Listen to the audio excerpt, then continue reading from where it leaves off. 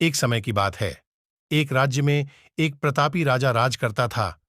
एक दिन उसके दरबार में एक विदेशी आगंतुक आया और उसने राजा को एक सुंदर पत्थर उपहार में दिया। राजा वह पत्थर देख बहुत प्रसन्न हुआ। उसने उस पत्थर से भगवान विष्णु की प्रतिमा का निर्माण कर उसे राज्य के मंदिर में स्थापित करने का निर्णय लिया और प्रतिमा निर्माण का कार्य राज्य के महान महामंत्री को सौंप दिया। महामंत्री गांव के सर्वश्रेष्ठ मूर्तिकार के पास गया और उसे वह पत्थर देते हुए बोला, महाराज, मंदिर में भगवान विष्णु की प्रतिमा स्थापित करना चाहते हैं। 7 दिवस के भीतर इस पत्थर से भगवान विष्णु की प्रतिमा तैयार कर राजमहल पहुंचा देना। इसके लिए तुम्हें 50 स्वर्ण मुद्राएं दी जाएंगी। 50 स्वर्ण मुद्राओं की बात सुनकर मूर्तिकार खुश हो गया और महामंत्री के जाने के उपरांत प्रतिमा का निर्माण कार्य प्रारंभ करने के उद्देश्य से अपने औजार निकाल लिए। अपने औजारों में से उसने एक हथौड़ा लिया और पत्थर तोड़ने के लिए उस पर हथौड़े से वार करने लगा, किंतु पत्थर जस का तस रहा। मूर्तिकार ने हथौड़े के कई वार पत्थर पर किए, किंतु पत्थर नहीं टूटा। 50 बार प्रयास करने के उपरांत मूर्तिकार ने अंतिम बार प्रयास करने के उद्देश्य से हथौड़ा उठाया, किंतु यह सोचकर हथौड़े पर प्रहार करने के पूर्व ही उसने हाथ खींच लिया कि जब 50 बार वार करने से पत्थर नहीं टूटा तो अब क्या टूटेगा।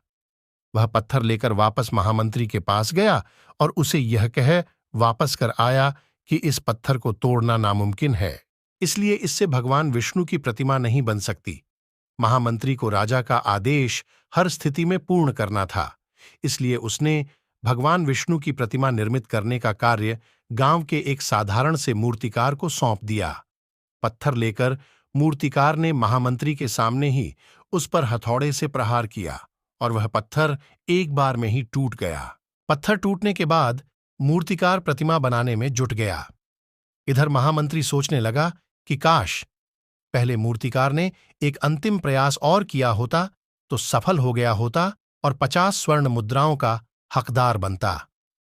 मित्रों, हम भी अपने जीवन में ऐसी परिस्थितियों से दो चार होते रहते हैं। कई बार किसी कार्य को करने के पूर्व या किसी समस्या के सामने आने पर उसका निराकरण करने के पूर्व ही हमारा आत्मविश्वास डगमगा जाता है और हम प्रयास किए बिना ही हार मान लेते हैं।